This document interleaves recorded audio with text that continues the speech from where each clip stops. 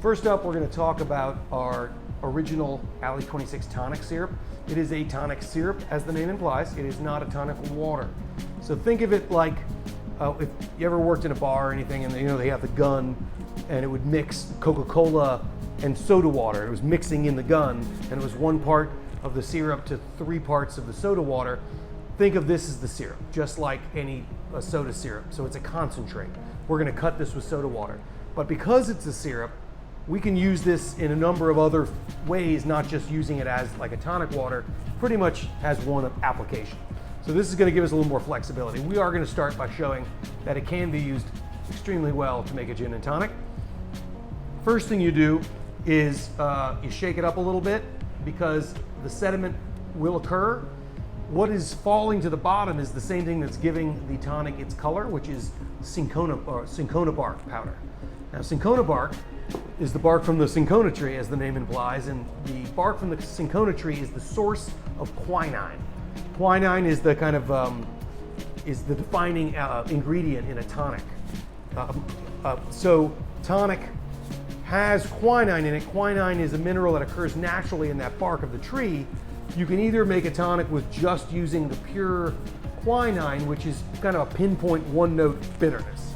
We prefer to use the bark powder because you get that bitterness, you get that really nice quinine bite in there, but also the rest of the bark has flavor. So it has this kind of woodsy, almost Christmas spice, cinnamony kind of subtle cinnamony kind of notes that make it a lot more interesting. So we like to use the powder, so don't be afraid that your tonic is actually going to have some color.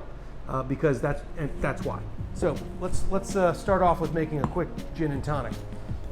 As the recipes on the back of this bottle will tell you, use 3/4 of an ounce of our tonic syrup.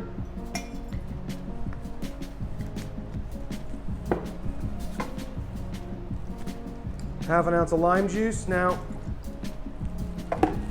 we could just fill this thing full of more citric acid and kind of adjust for the use of the lime, but nothing tastes as good as fresh. So we've purposely left the full amount of acid out, hoping that you will, in fact, basically put at least a good 1/4 of lime in there. Like a nice half an ounce of lime juice really makes the drink refreshing and puckering, and the freshness of the lime juice is delicious.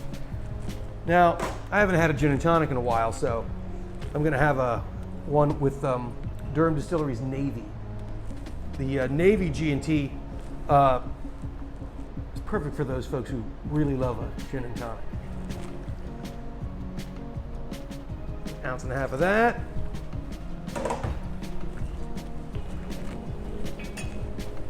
Get my glass here. Now, something I like to do at home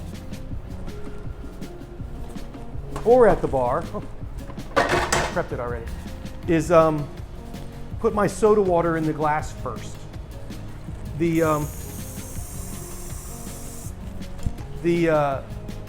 tonic and the lemon and the lime juice rather, they're going to have more weight anyway. So when I shake it real quick and put it on here, it's gonna integrate. It's going to blend by itself. If I put the syrup on the bottom of the glass and then topped it with soda water, which is normally how people tell you to do it, you have to stir it to integrate, and then when you're stirring, you're kind of losing the bubbles. So what I like to do with our tonic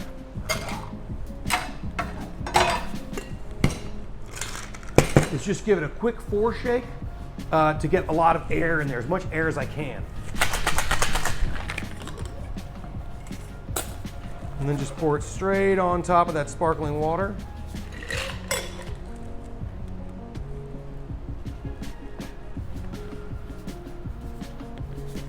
And I'm going to garnish this with a lime wheel for a couple reasons. A, it smells good and it's nice and it really is inviting. And also I have this fantasy that people will see the lime wheel rather than a wedge and won't squeeze it. Because remember, we put the lime juice in there already.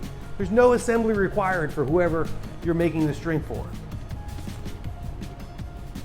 The gin and tonic.